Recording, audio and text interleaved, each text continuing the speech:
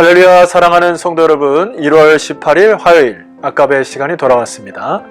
오늘은 요한복음 6장 1절에서 15절까지의 말씀으로 함께 은혜를 나누고자 합니다. 여러분이 너무 잘 아시는 그 오병이어의 역사를 하나님께서 예수 그리스도를 통하여 표적을 일으키시죠. 이것은 7가지의 표적 중에 네 번째의 표적으로서 마태, 마가, 누가, 요한의 모든 복음서에 다 기록될 정도로 굉장한 중요한 의미가 담겨 있습니다. 그렇다면 우리가 이 요한복음을 통하여 요한이 우리에게 말하고자 하는 메시지, 그리고 예수 그리스도를 통하여서 우리에게 주고자 하는 이 표적의 참된 의미를 집중 조명해야 할 것입니다. 자, 1절 말씀 보시게 되면은 이렇게 시작을 하죠. 그 후에 예수께서 디베랴의 갈릴리 바다 건너편으로 가시매.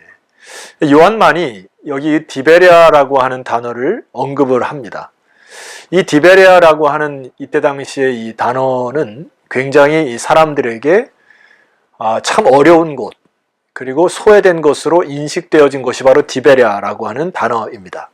어쩌면 이곳에 하루하루 어업을 하면서 혹은 목축업을 하면서 많은 사람들이 먹고 살기에 바빴던 그런 하층민들이 살았던 지역을 특별히 언급하는 이 사도 요한의 의도성이 담겨 있습니다.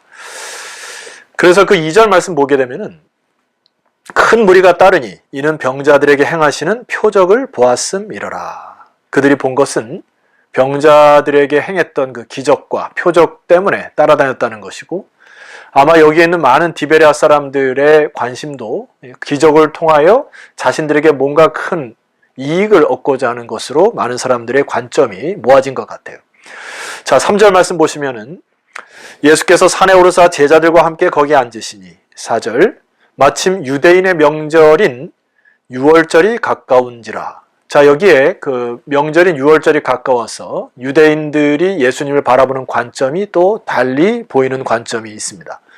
그러니까 앞서서 디베랴에 모였던 사람들은 표적을 본 까닭으로 예수 그리스도를 따랐고요. 여기 유대인들의 마음속에는 도대체 예수 그리스도를 무엇으로 보면서 그를 쫓았는가? 이 단초가 14절, 오늘 본문의 그 마지막 절 14절 말씀 보면은 이렇게 되어 있습니다. 그 사람들이 예수께서 행하신 이 표적을 보고 말하되, 이 유대인들이죠. 이는 참으로 세상에 오실 그 선지자라 하더라. 이것은 유대인들이 그들의 마음속에 모세 율법을 품고 살았기 때문에 그 율법의 실현을 이제 완전히 이루실 분이 바로 예수 그리스도라고 하는 것을 보기 시작했던 거예요. 그런데 여러분, 여기에 조금 다른 그 마음들이 있습니다. 예를 들어서 신명기 18장 15절의 말씀 보게 되면은 제2의 그 모세에 대한 부분이 나오는데요. 이렇게 말씀이 있습니다. 내 하나님 여호와께서 너희 가운데 내 형제 중에서 너를 위하여 나와 같은 선지자 하나를 일으키시리니 너희는 그의 말을 들을지니라. 자, 유대인들은 이 구절을 어떻게 해석하냐면은 모세와 같은 선지자가 다시 나타나 제2의 출애굽을 일으켜 그들의 민족을 구원해 줄 것을 잔뜩 기대하고 여기까지 온 것이에요. 자, 그러니까 예수님이 오신 것을 보고 그를 만왕의 왕이시오 하나님의 아들로 본 것이 아니라 모세의 제2의 선지자로 판단한 것 같습니다. 그래서 그들은 마음속에 이제야 정치적으로 우리를 로마의 압제로부터 구원해 줄 이, 그리고 그가 표적을 통하여서 만나와 물과 같은 경제적인 풍요를 가져다 줄 이, 그리고 신의 산 율법에 의하여 사회 정의를 이 땅에 재현시킬 민족의 지도자 정도로 생각한 것이 분명합니다. 그러므로 오늘 15절에 보면은 이렇게 기록되어 있어요. 그러므로 예수께서 그들이 와서 자기를 억지로 붙들어 임금으로 삼으려는 줄 아시고 다시 혼자 산으로 떠나가시니라. 여러분, 유대인들의 임금이 데려오신 것이 아니죠. 그런데 그들은 억지로 예수를 붙들려고 했기 때문에 예수님은 하나님의 뜻을 이루기 위하여 그 자리를 피하시는 것을 볼 수 있습니다. 자, 그렇다면 예수님께서 이 표적을 행하신 목적이 무엇일까요? 저는 두 가지로 봅니다. 자, 첫 번째는 요한이 여기에서 그 다른 복음서에서 쓰지 않냐는 제자 둘을 언급합니다. 첫 번째 언급한 제자는 빌립, 두 번째는 안드레입니다. 빌립과 안드레의 대화를 통해서 주님께서 세우고자 하시는 것이 무엇인지를 잘 보셔야 돼요. 자, 5절 말씀 보시게 되면은 예수께서 눈을 들어 큰 무리가 자기에게 오는 것을 보시고 빌립에게 이르시되, 자, 빌립에게 그 사건에 대해서 먼저 질문을 던지십니다. 우리가 어디서 떡을 사서 이 사람들을 먹이겠느냐 하시니, 자, 6절 이렇게 말씀하심은 친히 어떻게 하실지를 아시고 빌립을 시험하고자 하심이니라. 예수님의 의도가 있었다는 얘기죠. 메시지 성경을 통해서 이 부분을 해석하면 이렇습니다. 이렇게 말씀하신 것은 빌립의 믿음을 자라게 하기 위해서였다. 예수께서는 자신이 할 일을 이미 알고 계셨다. 첫 번째 목적이 뭐죠? 이 표적을 통하여 제자들과 이 방송을 듣는 모든 주의 백성들의 믿음을 자라게 하기 위함이 목적이에요. 자, 빌립이 갖고 있었던 이 믿음의 연약함과 유약함의 문제점이 무엇일까? 그것은 대화를 통해서 드러납니다. 7절 말씀 보시게 되면은 빌립이 대답하되 각 사람으로 조금씩 받게 할지라도 200데나리온의 떡이 부족하리이다. 자, 지금 빌립이 뭐가 여러분 보이십니까? 빌립은 굉장히 합리적이고 계산적이고 상식적이에요. 그러니까 굉장히 기초적인 믿음입니다. 그러니까 자기의 이성으로 도대체 이 사람들을 먹이려고 하면은 200데나리온의 떡이 부족할 정도로 굉장히 이치가 빨랐던 사람인데, 하나님의 나라는 그렇게 계산적이고 현실적인 것으로 하는 것이 아님을 주님께서 말씀을 하셔요. 그래서 빌립의 믿음이 자라기를 원하셨던 것입니다. 자, 두 번째 부류의 사람이 바로 안드레인데요. 8절 이하로 읽어드리겠습니다. 제자 중 하나 곧 시몬 베드로의 형제 안드레가 예수께 여짜오되 여기 한 아이가 있어 보리떡 5개와 물고기 2마리를 가지고 있나이다. 그러나 그것이 이 많은 사람에게 얼마나 되겠사옵나이까. 자, 이 안드레의 뉘앙스를 보세요. 자, 이러한 것 가지고 어떻게 이 많은 사람을 먹일 수 있겠습니까? 도대체 이거 가지고 무엇을 할 수 있겠습니까? 안드레의 마음은 뭐죠? 굉장히 염세적이고 비관적이고 비판적입니다.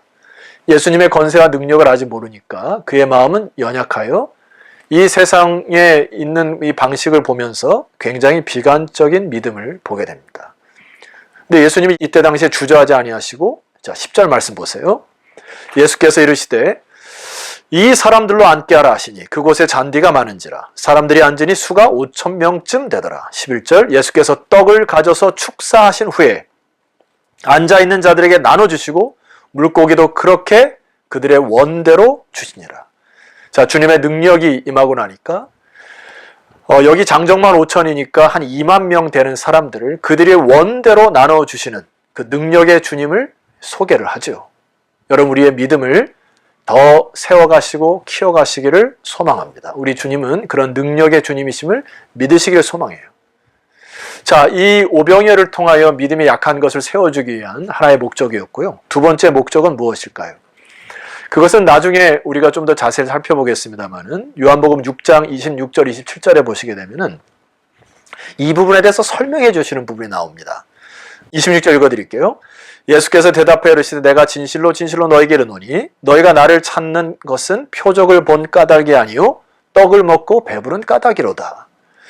자, 앞서서 어떤 사람들은 표적을 보고 기적을 보았고 병 고치는 능력을 보아서 온 사람들이 있었고, 오병이어의 5,000명, 2만 명의 사람들은 떡을 먹고 배부른 까닭 때문에 자기를 찾았다는 얘기예요. 근데 주님이 뭐라고 얘기하십니까? 썩을 양식을 위하여 일하지 말고 영생하도록 있는 양식을 위하여 하라. 이 양식은 인자가 너희에게 주리니 인자는 아버지 하나님께서 인치신 자니라. 너희들이 이제 이 세상을 살 동안에 계속 먹어도 또 배고프고 물을 마셔도 갈증나는 그 썩을 양식을 위해서 일하지 말고 영생하도록 있는 양식을 위하여 하라는 그들의 삶의 초점과 방향을 바꾸시기를 주님께서 원하셨어요. 그래서 이 생명의 양식은 바로 자신임을 주님께서 드러내시는 것입니다. 자, 여러분, 오늘 이 기적을 통하여 주님은 자신이 직접 생명의 양식이심을 나타내시고 그들로 하여금 주님을 찾고 따르기를 원하셨어요. 제자들이 주님에게 또 이런 질문을 합니다. 29절 30절 말씀 보니까 그들이 묻되 우리가 어떻게 하여 하나님의 일을 하오리까? 예수께서 이르시되 하나님께서 보내신 일을 믿는 것이 하나님의 일이니라 하시니. 여기 하나님의 일을 뭐라고 얘기하십니까? 믿는 것이 하나님의 일이다. 여러분, 모든 사역과 인생의 출발점은 바로 믿음으로부터 출발합니다. 아멘이시죠? 자, 우리가 믿는다라고 했을 때 예를 들어 사람을 믿는다 했을 때 우리는 그 사람의 외모나 그 사람의 스펙을 믿는 게 아닙니다. 그 사람의 인격, 그 사람이 말을 한 것을 실현하는 것에 대한 그 사람의 행실을 우리가 관계 속에서 그를 믿는 것이죠. 자, 우리가 하나님을 믿는다 했을 때 무엇을 믿는 것이죠? 하나님이 지금 아브라함, 이삭, 야곱으로부터 시작해서 오늘날까지 역사를 이루신 그 하나님의 말씀이 하나도 땅에 떨어지지 아니하고 이루시는 그 하나님의 신격, 하나님의 품격을 믿는 것이 믿음이죠. 오늘 이 방송을 듣는 모든 주의 백성들, 이 오병의 역사는 끊이지 아니하고 계속 일어날 것입니다. 그리고 생명의 떡이신 예수 그리스도와 그리스도를 먹고 그분과 함께 동행하는 자만이 영원한 주의 나라 백성이 될 줄 믿으시기를 소망하고, 이 영의 양식을 매일 아침 사모하여 먹고 힘을 얻고 영으로 하나님의 감동으로 세상을 다스리시는 저와 여러분 되시기를 주의 이름으로 축원합니다. 기도드리시겠습니다. 하나님 아버지 감사합니다. 수많은 영혼들을 먹이시고 입히시고 또 영혼의 갈증을 채워주시는 주님 찬송합니다. 아버지 하나님, 오늘 이 방송을 듣는 모든 자들 예수 그리스도를 통하여 다시 힘있게 하시고 영의 양식을 먹음으로 살아 움직이게 하옵소서. 예수 그리스도 이름으로 기도드렸사옵나이다. 아멘. 자, 수고하셨고요. 성도 여러분, 내일 아침 수요일은 요한복음 6장 16절 이하로 여러분을 찾아뵙도록 하겠습니다. 내일 뵙겠습니다.